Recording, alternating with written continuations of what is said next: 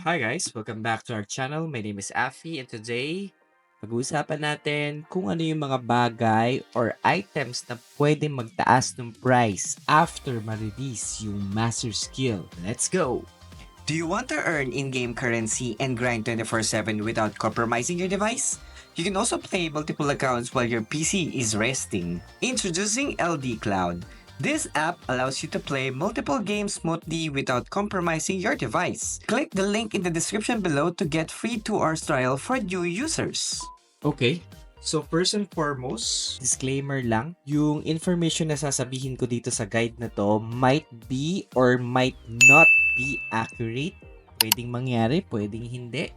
So, depende na lang yon kung susundin nyo ba siya. Depende kung ano yung pwedeng mangyari sa market. So, first and foremost, para sa mga RK natin or sa mga Rune Knight, ang possible na tumaas na presyo ng item is itong Lance of Dragon Tamer. So, bakit Lance of Dragon Tamer? Dahil ang master skill ng RK is what we call the Celestial Dragon Aura. It's basically for RK Dragon's Breath build. Now, once na maging okay itong build na to, itong Celestial Dragon Aura na build, this might become a sought after item considering na maging malakas yung build na ito sa large scale wars or sa GVG. Along with this, pwede rin tumaas yung presyo ng Staunch Armor. Ito rin kasi yung BIS na armor ng Dragon's Breath build. And at the same time, this is mainly used for RGIS build, which is one of the meta right now sa current patch natin dito sa MS1. Pwede rin maging sought after, although lagi naman in demand ang Eye of Dulahan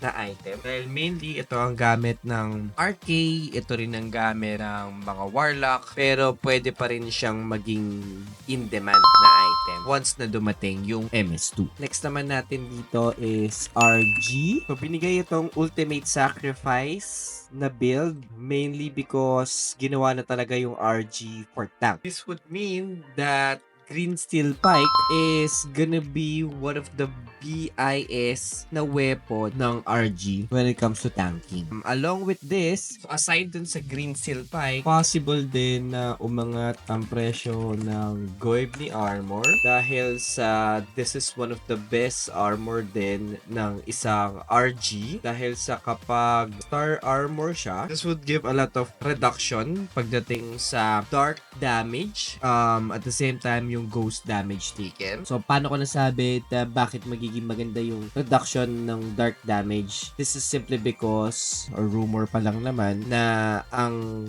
Ranger is gonna be one of the best PvP class in the next patch or rather sa paglabas ng MS2 because of the Abyssal Blind Trap, which is a skill na ang element niya is dark. So, this might be a good option.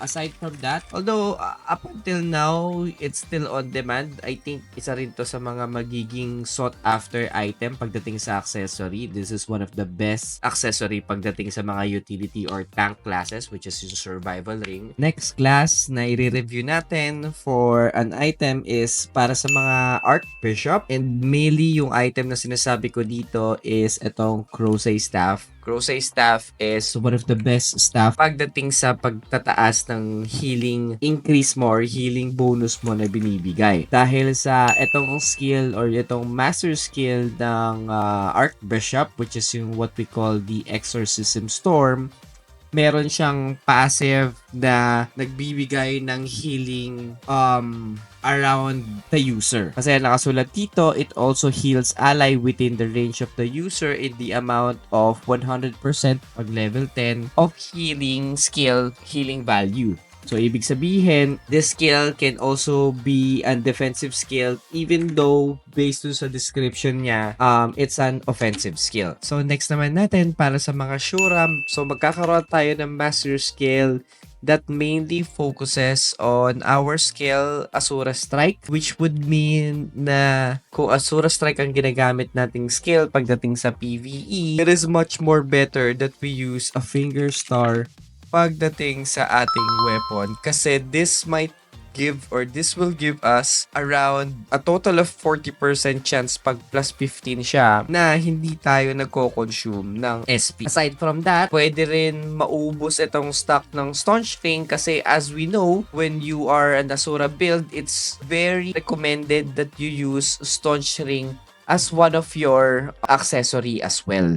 Next naman natin dito is yung class ng Ranger kung saan their build mainly focuses on a trapper build, which means papapalitan yung weapon nila ng Luna Bow kasi this weapon gives out an almost 30% or an equivalent of 30% trap skill damage as well. So aside sa weapon, pwede rin mapalitan yung kanilang armor, which is gonna be Stardust Robe Star. Napakaganda rin itong Stardust Robe Star kasi nagbibigay ito ng trap skill damage for every refinement na 2%.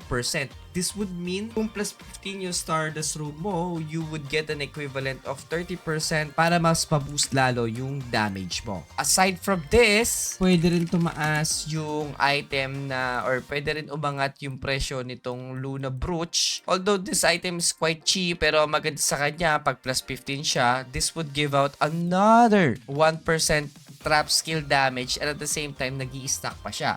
So you can use Luna Bow, you can also use Stardust Robe and dalawang Luna Brooch sa iyong accessory para makomplete yung set mo as a trapper if ever na magbe-build ka lang naman nitong Master Skill 2 ng Ranger. Next naman natin is para sa mga Bard and Dancer classes kung saan I don't specifically think na may changes sa mga items nila pero it's still a good idea na meron pa rin kayong support items in hand. Papartneran mo siya ng dance shoes. However, it is still recommended pa rin na gumamit ng Meteorite or Goibni armor. And para sa class ng mga assassin, I think this is gonna be one of the most in-demand items kapag dumating itong MS2, which is itong Loki's Nail. Dahil sa number 1, yung Divine Impact na skill is naka-base yung damage niya dun sa Ripper Slasher skill mo, would greatly impact yung damage din nung Divine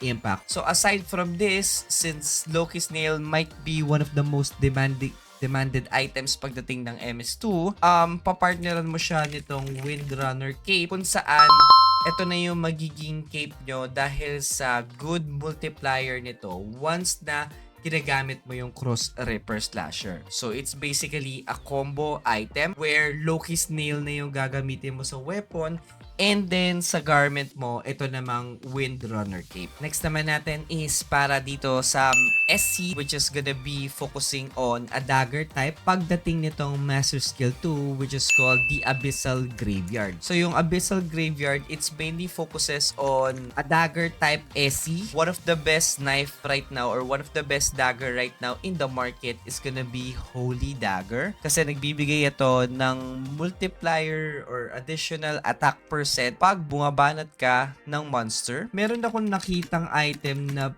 pwede rin sa kanya, although this is highly debatable. Di lang din ako sure pagdating ng MS2 kung magiging maganda rin itong item na to. It's called Demon Knife Swallow. Dahil ang pinakamaganda sa kanya is pag plus 15 siya, habang buwabanat ka, there's a chance na ma-double yung final damage mo dun sa binabanatan mo. So imagine you're using Abyssal Graveyard and then nagfa-follow up pa yon ng Falling Abyss, which is this might be a good combination. Although it needs further testing. Pwede rin maging highly demand yung Thief Clothes na item dahil partner siya no Holy Dagger para lumakas yung damage mo ng 5% pagdating sa mga medium targets. Although I am not sure if papasok yung damage nung, I don't know if papasok itong multiplier ng mga large, medium, and small targets pagdating sa Abyssal Graveyard because yung skill type nito is mainly magic. Next naman natin is dito sa mechanic. Para sa akin, there might be no changes pagdating sa items na mechanic. You can still use the meta Doom Axe and Glittering Jacket pagdating sa inyong weapon and armor.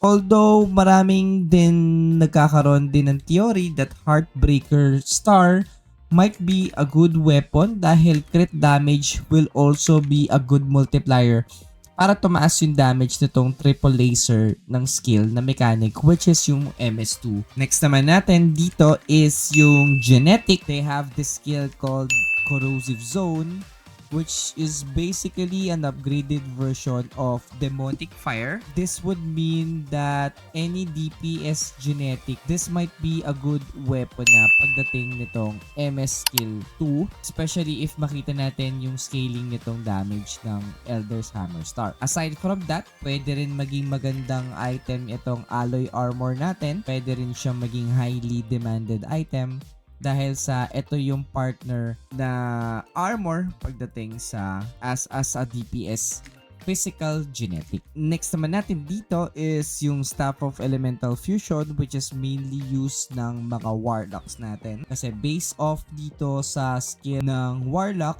which is called the Crimson Demon Arrow, it's basically an AoE skill, which means this would pair up really nice with the Staff of Elemental Fusion. Aside from that, as you may know, magkakaroon din kasi ng what we call the Geographer Star, kung saan itong Geographer card might be a good item pagdating ng new patch din at ilabas yung Geographer Star. Kasi ginagawa ng Geographer Star is pinapataas niya yung damage ng AoE mo. And then lastly, we have the Sorc, which is, on my own opinion, I don't think na magkakaroon ng panibagong item na magiging meta for Sorc. Although yung master skill na yon, it is mainly used for utility, or although nagagamit pa rin naman siya ng mga DPS class Sorc. Pero I think mas magagamit ito ng mga utility classes. Ang hirap kasing bitawan nung master skill 1, especially kung bolter ka. So para sa akin, the Sorc will still have the same utility items. It's just that napakagandang addition lang din ng MS skill 2 niya. Okay, so that is it for our video. Hopefully, may mga natutunan kayo. Pero kung meron pa kayong naiisip na mga items, don't hesitate to comment it down below and we're really open for discussion. You can also join our community Discord sa Carry Official. Lahat dyan, yung link na yan is nandyan sa may description nitong video na ito. So, yun lang. Thank you so much and you guys have a great day. Bye!